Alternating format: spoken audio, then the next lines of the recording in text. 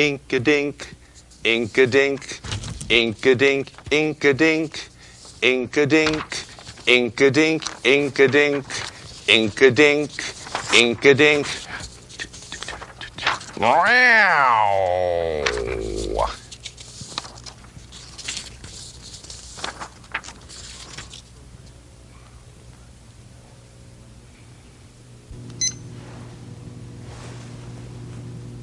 So are you going to explain to the audience tonight why you've reversed yourself on this prediction you made 2 months ago? Okay. Well, it's okay. I mean, you know, if... new evidence has come to life. Now, what could this evidence be? Yeah, sure, California. Yeah, you know, we both...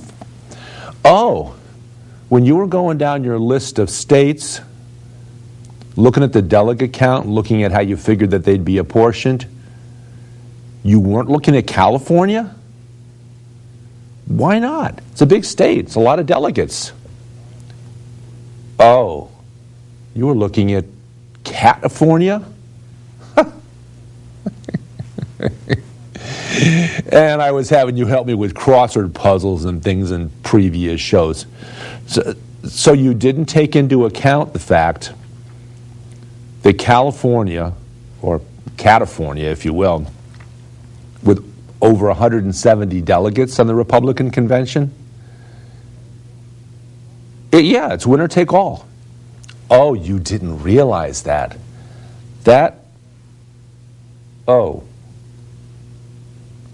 Did you have Dave turn the camera on already again?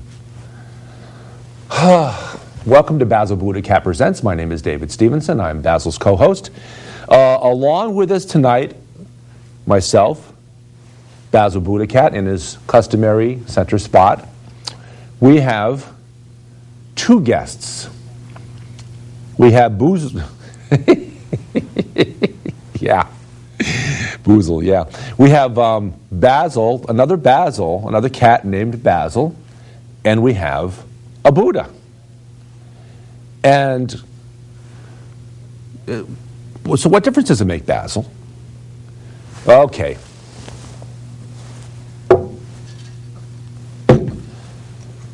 Basil's quite insistent, apparently, that Basil visually, for you humans out there, Basil is quite insistent that Basil is on that side, leading into Buddha on this side. And now, Basil, that's not really how normally we would think about Buddhism. With Buddhism, we would think Buddha would be the first, and we Buddhists would come secondary to the Buddha. Yeah, wouldn't you say? Okay. All right. There you go. There you go. We have our guests, the Buddha, and we have another cat named Basil.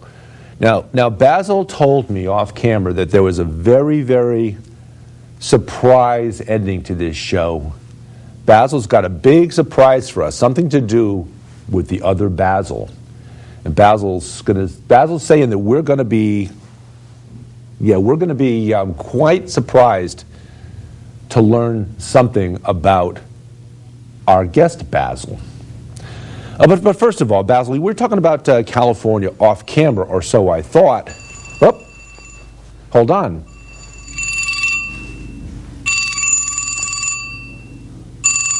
Oh my goodness. Basil, are we taking any calls from George Herbert Walker Bush? Do you want to talk to him at this show?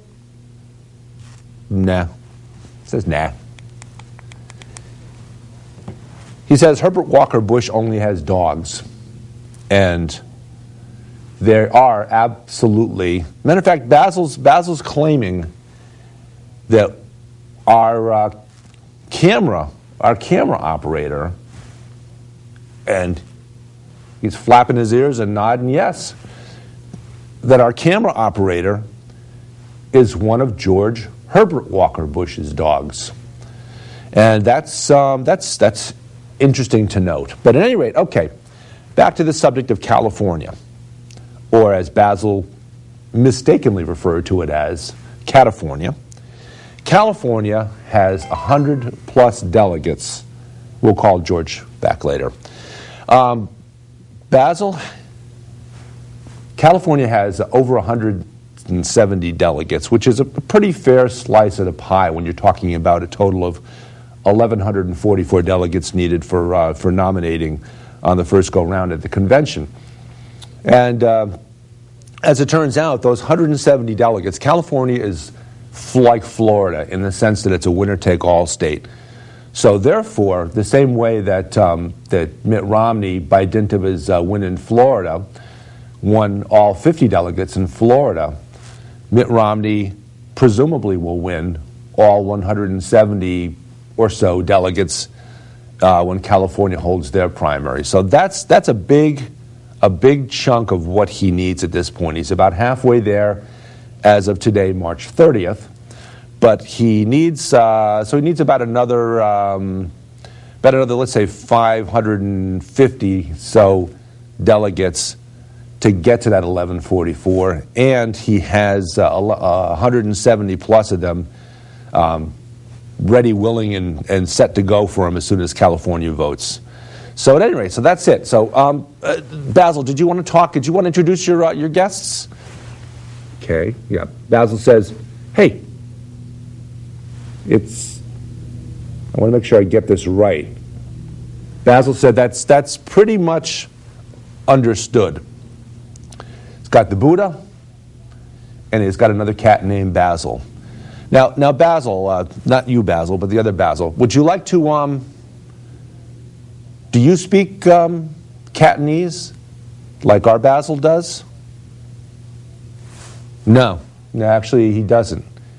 He's going to have to speak to Basil, who will have to speak to me in Catanese, so I can interpret for the audience. So we'll do that. Now, let me ask you, Basil. Let me ask Basil through you, Basil. Where does our Basil live? Where does our guest Basil live? Okay. He's currently residing in Florida. And Basil says that's part of the intrigue of what we're going to talk about, if not today, if not Sunday morning, but we're going to talk about certainly in an upcoming show about some important things about our guest's life. But Basil, back to the primaries. Now we know at this point that Mitt Romney has about 550, 600 delegates, depending upon which station you listen to, because all of them give certainly different accounts of how many delegates each of the candidates has. And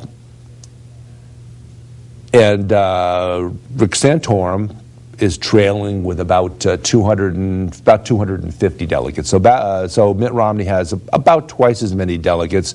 But again, this is all conditioned upon which station you watch and which news show you watch, because all of them give different accounts of how many delegates. Now, Basil, do you have any thoughts on why you hear different numbers on different news stations? What are they basing their facts on? Okay, yeah. Basil says that the reason why you hear different numbers on different stations is because of something called superdelegates. Each station is making a presumption based on conversations they have with not only the party chairs in the different states that have voted already, but also with some folks that are referred to as superdelegates that have automatically have a vote by dint of being a VIP within the Republican Party. That they can vote as they see fit, regardless of how folks in their own individual states vote. So through conversations with these super-delegates and through these party chairs in the different states, you get different stories through different news outlets as far as who's going to vote for whom at the convention at this point. And the convention, of course, is not until August, and there's quite a few primaries between now and August, particularly that one we mentioned, California, where there are over 170 delegates up for grabs, but it's winner take all. So we can kind of presume that a state that's more moderate. Okay, what's Basil saying to you? Basil's saying to Basil, who's interpreting to me, okay, that he's from Florida, of course, and even though he's from Florida, where we think of Florida as being a very conservative state, in fact, it's a very divergent state. It's his person, whom actually, his people. So you have a family, in other words. Okay, no. What? No, our guest, Basil, actually has two families, and that's some of the rub that we'll be talking about in a future show. Okay, so at any rate, so Basil says that that Florida, in fact, okay, no, we're not going to go there. No, we're not going to go there. And if you're going to have your folks, Basil, tell Basil that if we're going to have folks calling in from Florida, particularly, okay, we're probably not going to take any phone calls from Florida today. Is this planned? Okay, hold on. Basil BuddhaCat presents. Okay, we have a caller in, and that caller in is George Herbert Walker Bush. Okay, and we didn't take your call on the cell phone, former President Bush, or as he likes to be called, Poppy. But we note that today you fully endorsed Mitt Romney, saying that it was time for the Republican Party to stop the bickering and to coalesce around a candidate. Now, I wanted to I'm glad you called, because I want to ask you about some of the parallels between this election and this nominating fight and the nominating fight in the Republican Party in 1980, because those of us that were watching back then, we noted that in 1980, the two principal candidates were yourself and Ronald Reagan, who became the candidate. And during those debates, there was a lot of contentiousness there. There was a lot of discussion about Ronald Reagan's economic policies, which became known as Reaganomics, or as we also know as supply-side economics, trickle-down economics, things of that nature, where what you do is you lower taxes and provide additional funds for the wealthiest, for the folks that are the wealthiest, and some of that money, through their spending and through their hiring and their spending, some of that money trickles down to middle class folks and to lower and people that are lower on the economic spectrum. Okay, and during those debates, you referred to Reaganomics in no uncertain terms as voodoo economics, and there was quite a bit of wrangling about that, and you were very, very rough on Ronald Reagan's economic policies. You remember that, of course you do. He says he doesn't remember it. He doesn't. Okay, well, is Barbara there? Can Barbara help you remember these things? Okay. He says, who? Oh, okay. So at any rate, and you were very rough on Ronald Reagan about what you described as being voodoo economics. That is, his entire economic policies were just crazy, just wouldn't work, wouldn't succeed, wouldn't help our country. And actually, in fact, in retrospect, I think it's safe to say that you were accurate about that, because we saw this trickle-down economics, so this thought of giving, this process of giving a lot of money to the wealthy and watching it trickle down through the economic strata, down through the middle class, and down to down through the poorer folks in America. And in fact, what happened during your 8 years in office, his 8 years in office, with you as vice president, that's what I wanted to get to, because after the contentiousness at during those debates and those primaries in 1980, after having been extremely harsh on him about those things, lo and behold, who ended up being the vice presidential candidate along with Ronald Reagan? Why, yes, George Herbert Walker Bush. So apparently, after all this horrible back and forth, you two coalesced as the presidential candidate and the vice presidential candidate. And who's to say that's not going to happen this time around? You know, he's still chiding me on my notion of economics, and he knows where I'm going with this. Yeah, let's get back to that for a second. Former President George Herbert Walker Bush, I have on the phone. Let's get right to the nub of it. During Ronald Reagan's 8 years in office, America's deficit, it's mushroomed. It absolutely mushroomed. It's when America's deficit first, in fact, really became an issue. We had budget deficits every year that were just, at that time, phenomenal. Just absolutely into the hundreds of billions of dollars. Each of the 8 budgets that were written by that were signed by President Reagan, and in fact, some of that carried over into your 4 years in office. The deficits were pretty severe, not as severe as they had been during the Reagan years, but you know it's pretty hard once you get a deficit which during the Reagan years reached about $5 trillion total. The United States owned to its creditors about $5 trillion.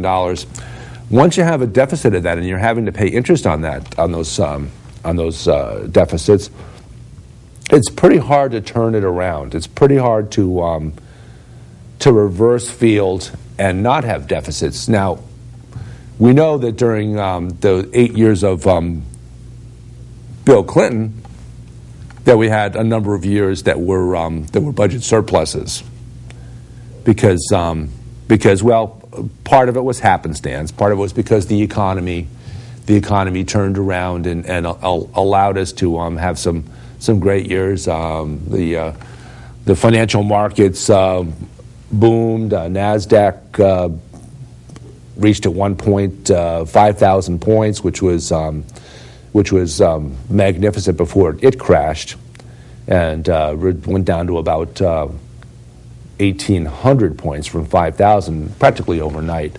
They called that the dot-com bust, because NASDAQ is heavily tech-laden stocks. But at any rate, so the point we're getting at is that during those debates and those primaries in 1980, you and Ronald Reagan were pretty much tooth and nail at each other, and yet here we ended up with you as the vice presidential candidate. And what's to say that we're not going to have that this time around, where Mitt Romney is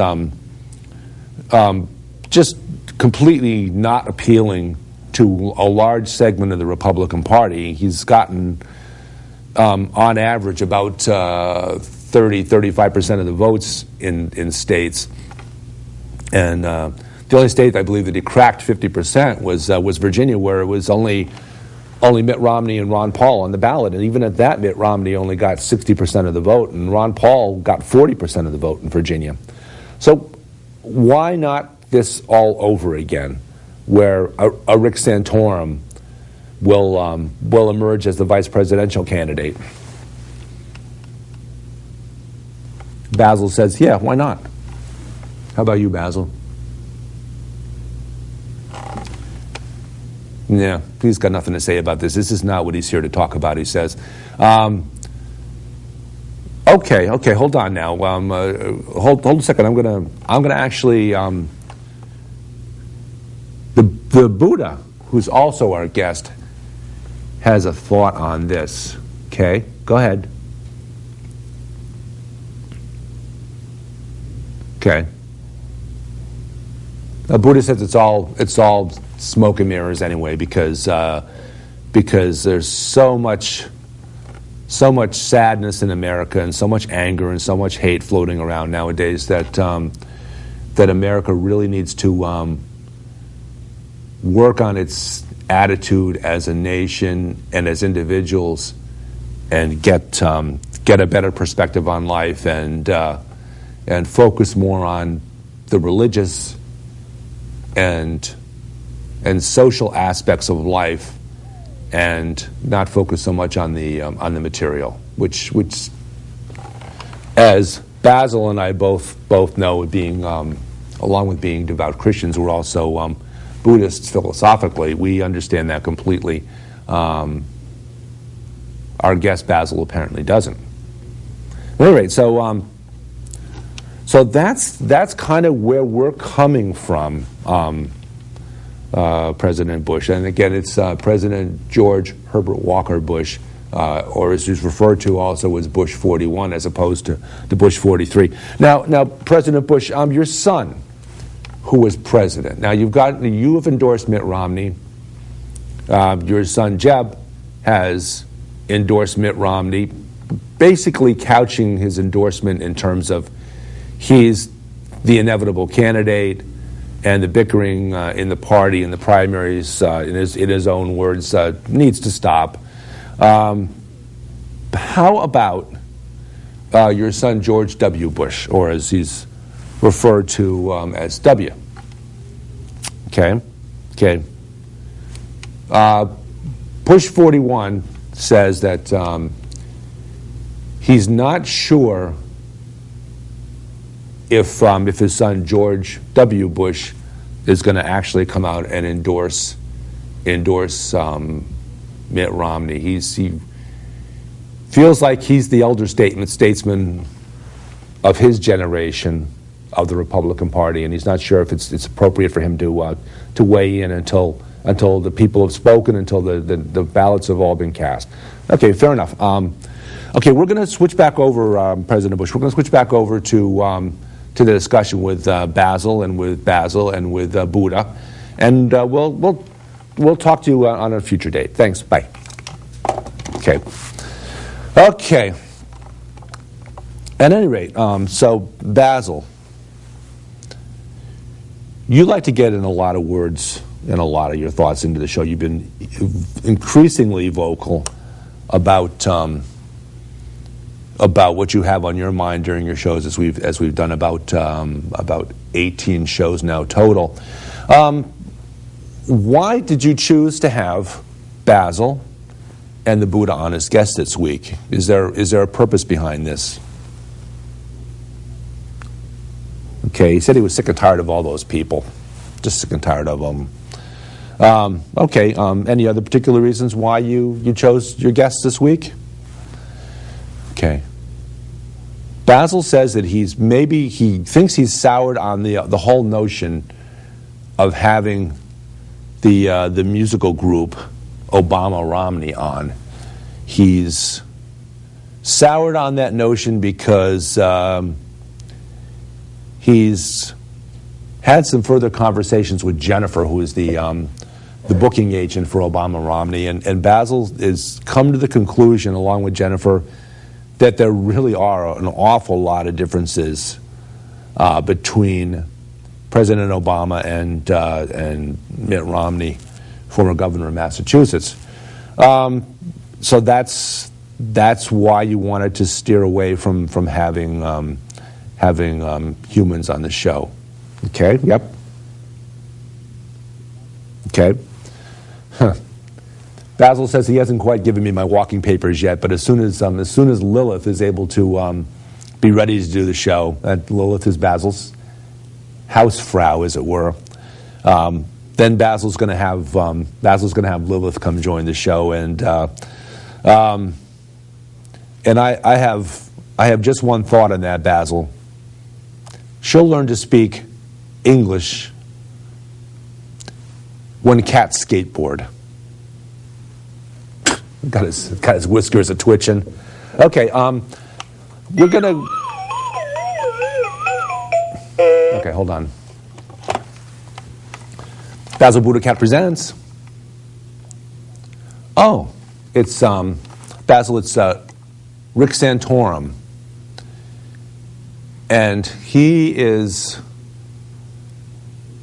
interested in passing along an observation about this heavy-handed elite Republican Party, which apparently is, C says is not interested, it seems, for the most part, in having a real candidate or a real choice between a Republican candidate and President Obama.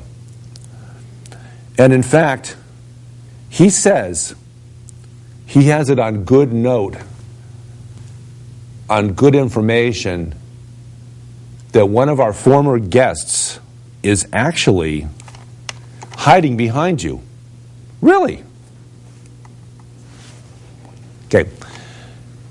He's hiding right behind you.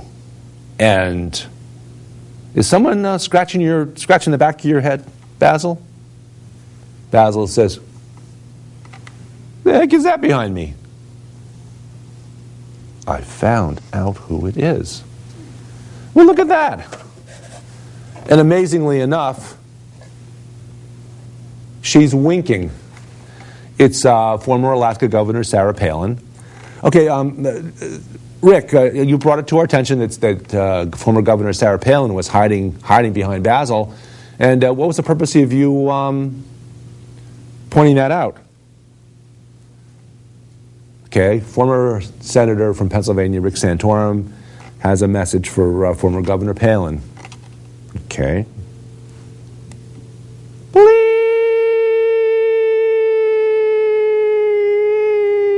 endorse me.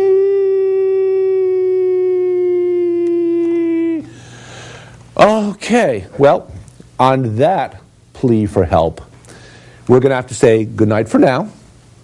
From Basil BuddhaCat Presents, we'll talk to you at a future date, Senator Santorum. This has been Basil BuddhaCat Presents. I'm David Stevenson, Basil's co-host. We have Basil BuddhaCat, host of the show, Governor Palin, back in her sneaky position, and our guests, Basil and the Buddha. Good night.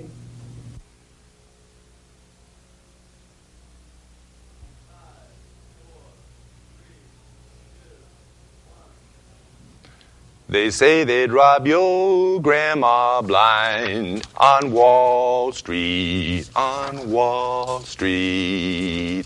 Fritter her away her Medicare on Wall Street. And Pharma Oil and their pet fox don't care if she lives in a box, so long as they wear platinum jocks on Wall Street, on Wall Street. Meow.